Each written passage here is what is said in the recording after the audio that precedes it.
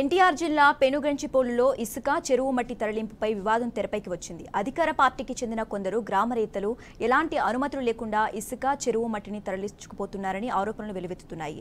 ఇదేంటని ప్రశ్నించిన గ్రామ పెద్దలపై కూడా కేసు పెడుతున్నారని బాధితులు వాపోతున్నారు. ఏకంగా ఎస్ఐ బెదిరింపులకు పాల్పడుతున్నారని ఆరోపిస్తున్నారు. కొంతమంది అధికార పార్టీ నాయకులకు నో రూల్స్ అనేలా ఎస్ఐ వ్యవహరిస్తున్నారని వాదనలు వినిపిస్తున్నాయి. 6 రోజుల కిందట సింగవరంకు చెందిన కాలీ ట్రాక్టర్ను పోలీసులు పట్టుకున్నారని, అక్రమంగా ఇసుక తరలిస్తున్నారని కేసు నమోదు చేశారని మండిపడుతున్నారు.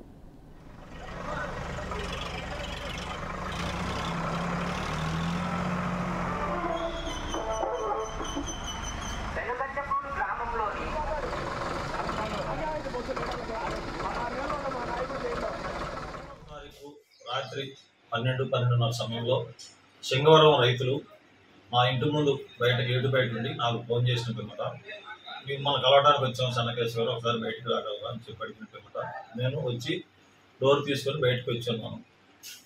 రైతులు నాకు ఇంట్లోకి వచ్చి, కేశవ గారు మేము ఇట్లా ఇసుక అవసరమైన మునేటి దగ్గరకు వచ్చున్నాము, ఇసుక కూడా పొయ్యక తెలికే మునేటి దగ్గరికి వెళ్ళక తెలికే ఎంటీ బండిని ఏఎస్ఐ శంకర్ గారిని విడుదల చేసి ఉన్నారు. మాకు గృహ అవసరం కొరకే ఇసుక కొరకు వచ్చున్నాము, కొద్దిగా మీరు ఏఎస్ఐ గారితో మాట్లాడి ట్రాక్టర్ విడుదల చేయించరా అని చెప్పి కొద్దిగా కోరిన పిమ్మట నేను ఏఎస్ఐ గారికి ఫోన్ చేసి ఉన్నాను. శంకర్ గారు కొద్దిగా ట్రాక్టర్ ఎంటీ ట్రాక్టర్ అంట కదా, వాళ్ళు కొద్దిగా రైతు పరంగా ఇసుక కొరకు వచ్చున్నారు, కొద్దిగా ట్రాక్టర్ ఇసుక లేదు కాబట్టి మీరు కొద్దిగా దాన్ని రిక్వెస్ట్గా వాళ్ళు కోరుతున్నారు పిమ్మట ట్రాక్టర్ వదిలేరు అని చెప్పి కోరాను. కోరిన పిమ్మట సరే నేను ఎస్ఐ గారితో ఒక మాట చెప్పి నేను చేస్తాను, నాకు కొద్దిగా సమయం కావాలని అన్నారు. సర్లేని కామ్గా ఉన్నాను.